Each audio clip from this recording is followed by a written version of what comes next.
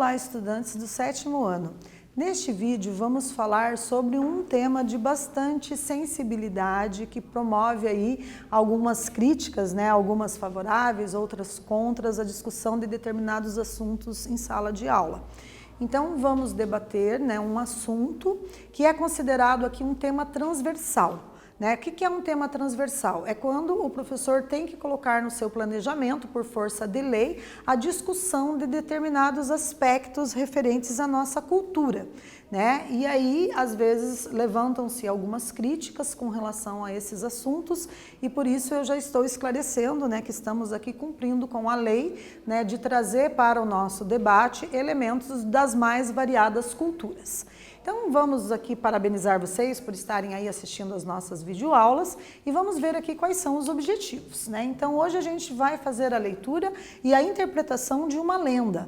Vamos entender as características dessa lenda, os elementos composicionais e vamos conhecer aqui uma lenda africana para poder estudar esses elementos composicionais. Você gosta de lendas? Provavelmente vocês já tiveram acesso, a leitura de lendas, de mitos, de substratos que compõem a nossa cultura afro-brasileira.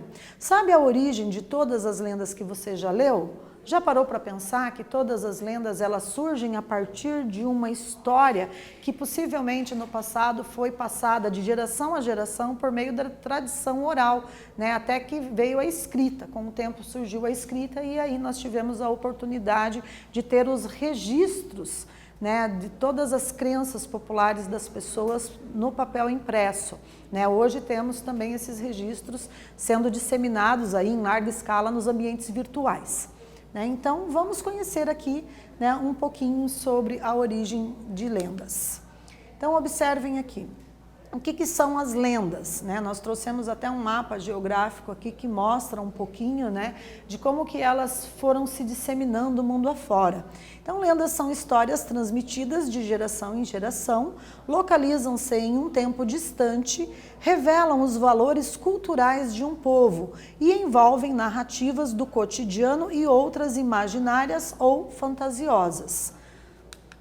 Então vamos para a leitura, convido vocês para ler aqui comigo, observem o título. O adivinho escolhe sua esposa entre 3 pretendentes. No país dos príncipes do destino havia um adivinho de nome Orunmila. Era um sábio culto e respeitado e tinha aprendido todas as histórias dos Odus, dos quais era um funcionário exemplar. Orunmila vivia sozinho e queria se casar, pois precisava urgentemente de uma mulher que lhe fizesse companhia. Ele foi então apresentado a 3 belas pretendentes. Eram 3 irmãs, riqueza, discórdia e paciência. Orunmila deveria escolher uma delas para esposa. Perguntou às pretendentes quais eram suas boas qualidades. Vejam, a palavra Odu se refere a uma espécie de signo que rege o nascimento de cada pessoa. Então, de posse dessa leitura que nós fizemos, uma leitura breve de um fragmento de uma lenda, a gente vai fazer aqui uma pausa para pensar a nossa primeira atividade dessa aula. Então, temos aqui um fragmento do texto, que começa assim. Orunmila vivia sozinho e queria se casar, pois precisava urgentemente de uma mulher que lhe fizesse companhia. Ele foi então apresentado a 3 belas pretendentes. Eram 3 irmãs, riqueza, discórdia e paciência. Qual a situação, problema apresentada na lenda? Explique-a. Então veja, como todos os textos narrativos, nós temos ali a presença de personagens, temos a presença do cenário, que é o espaço, a ambientação onde os fatos acontecem, temos também a presença de um conflito em torno do qual vai girar todas as demais ações dos personagens. Então, o enredo, que é a sucessão de acontecimentos numa narrativa, ele geralmente se fortalece a partir desse conflito. Então, eu vou dar um tempo para vocês pensarem um pouquinho sobre essa nossa conversa e responderem a nossa primeira atividade.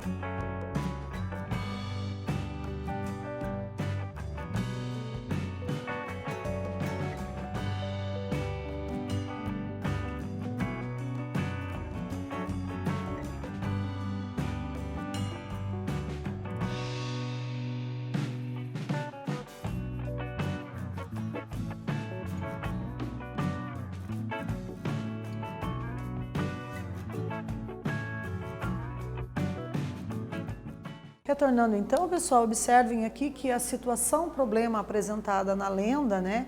A gente pode afirmar que o adivinho Orunmila sentia-se sozinho e queria se casar. Ele foi apresentado a 3 pretendentes e teria que escolher uma delas para ser sua esposa. Então nós temos aqui uma situação que gera um determinado desconforto, porque ele vai ter que ver qual das 3 ele vai escolher, né? Já que ele tem 3 pretendentes.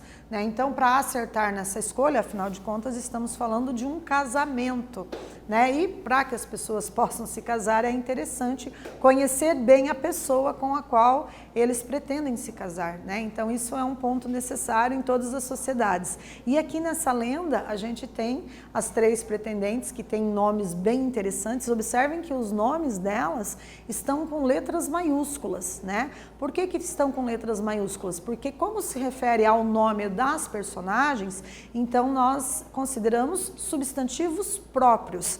E vocês sabem, na língua portuguesa, os substantivos próprios têm que ser grafados, escritos com letras maiúsculas, né? Então é bem sugestivo o nome aqui, né, das pretendentes, para a gente refletir. Então, se vocês responderam algo semelhante a isso, né, vocês conseguiram aí estar no caminho certo para dar conta de responder a questão proposta nesse enunciado. Vamos continuar a leitura aqui comigo? Venham aqui então, continuando. Eu tenho tudo o que desejo ter, disse riqueza. Eu tenho tudo o que os outros querem ter, falou discórdia. Eu tenho tudo o que posso ter, confessou paciência. O primeiro impulso de Orunmila foi casar-se com riqueza, pois quem tem riqueza tem tudo, pensou ele. Quando estava para anunciar a decisão, foi procurado em sua casa por um mendigo, que dizia precisar de seus favores de adivinho. Ele recebeu o pobre homem e imediatamente o reconheceu. Era nada mais, nada menos que um grande milionário, que contou ter perdido todos os seus bens por causa de má sorte. Então, olha, fica, né, a curiosidade para a gente dar prosseguimento à leitura dessa lenda, porém a gente vai fazer uma segunda interrupção, né, de posse dessas informações apresentadas ali pela narrativa, para respondermos a nossa segunda atividade. Então vejam que nós temos aí um fragmento para refletir sobre essa atividade, né? Percebam que também foram utilizadas as aspas como pontuação para indicar o discurso direto, a fala direta dos personagens, né? Então na primeira frase, na primeira citação, nós temos a seguinte afirmação: eu tenho tudo o que desejo ter, disse riqueza. Vejam, riqueza também escrita com letra maiúscula, nome da personagem. Aqui a palavra riqueza constitui um substantivo próprio, deixa de ser um substantivo comum por ser o nome de alguém, né? No caso de uma personagem, então, letra maiúscula, portanto. Na segunda afirmação, eu tenho tudo o que os outros querem ter, falou discórdia. E, por fim, eu tenho tudo o que posso ter, confessou paciência. As 3 pretendentes de Orunmila têm nomes bem significativos. Que relação há entre riqueza e sua maior qualidade? Seu nome reflete sua personalidade? Então, vocês vão parar um pouquinho agora para pensar e elaborar aí 1, 2, 3 frases para responder a essa questão. É mais um momento de treinar a proficiência na língua escrita.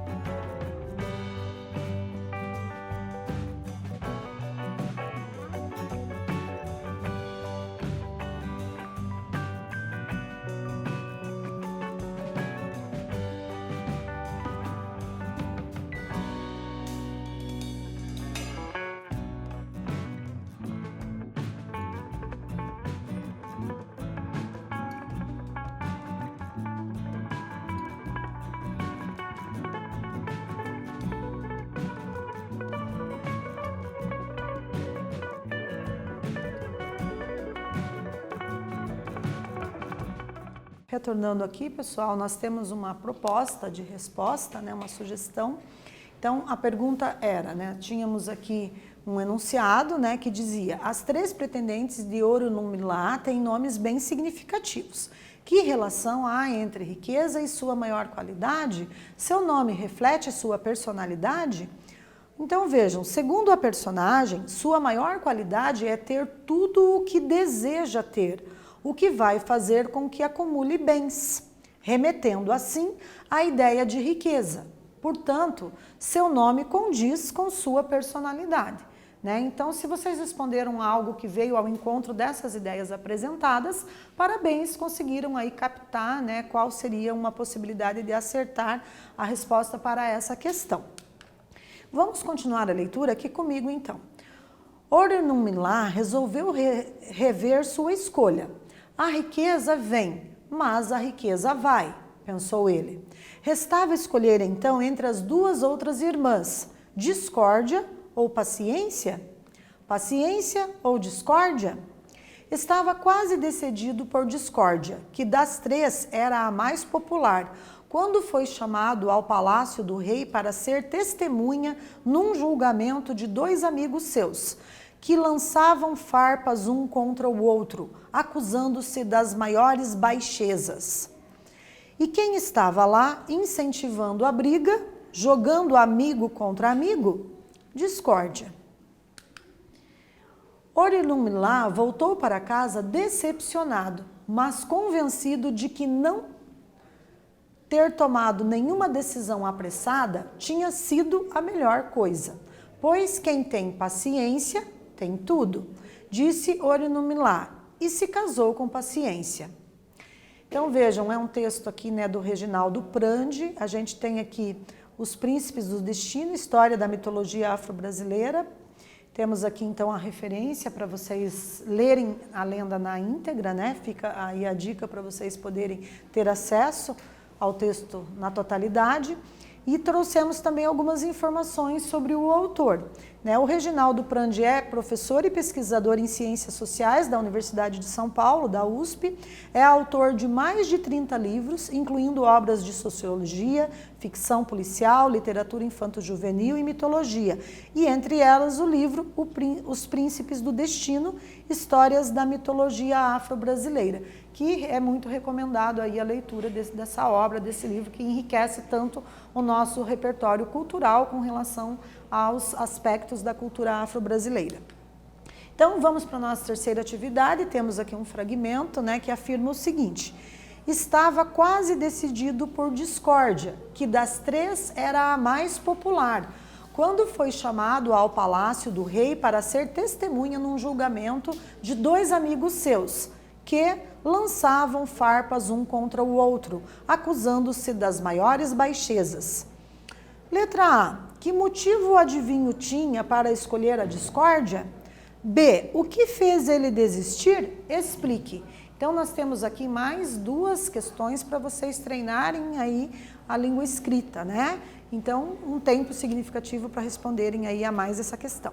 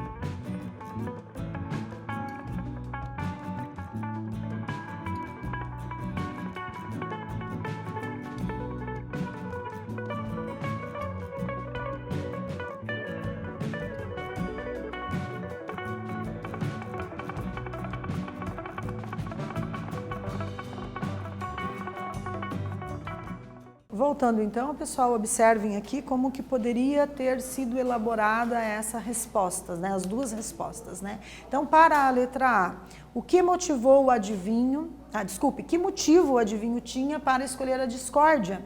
Então, vocês podem responder algo semelhante a essa ideia, né? Ele pensou em escolhê-la porque ela era a mais popular das irmãs, né? Olha que curioso, né? A discórdia ser considerada, né, a irmã que tinha maior popularidade. Será que fica aqui uma sugestão de que as pessoas gostam de promover a discórdia? Né? O que fica implícito aqui, né, nesse enunciado, nesse momento da fábula? E para a letra B, o que fez ele desistir? Explique. Nós poderíamos dizer que ele desistiu porque, ao ser chamado ao palácio, discórdia havia causado e incentivado a briga entre amigos. Né? Então estava ali estabelecida a discórdia, né? Um ficava jogando farpas no outro. O que isso significa? Que ficava atacando com agressividade verbal, usando palavras que magoaria o outro e vice-versa. Né? Então a discórdia promove esse tipo de situação, ele acabou tomando uma outra decisão, certo? Então nessa aula nós lemos e interpretamos uma lenda, conhecemos uma lenda africana e entendemos as características desse gênero textual. Né? Também fizemos a referência ali a um livro que pode contribuir com o repertório cultural de vocês, né? Aprendendo aí sobre a cultura afro-brasileira. Tá? Então agradeço muito a participação de vocês, espero que tenham gostado e até breve.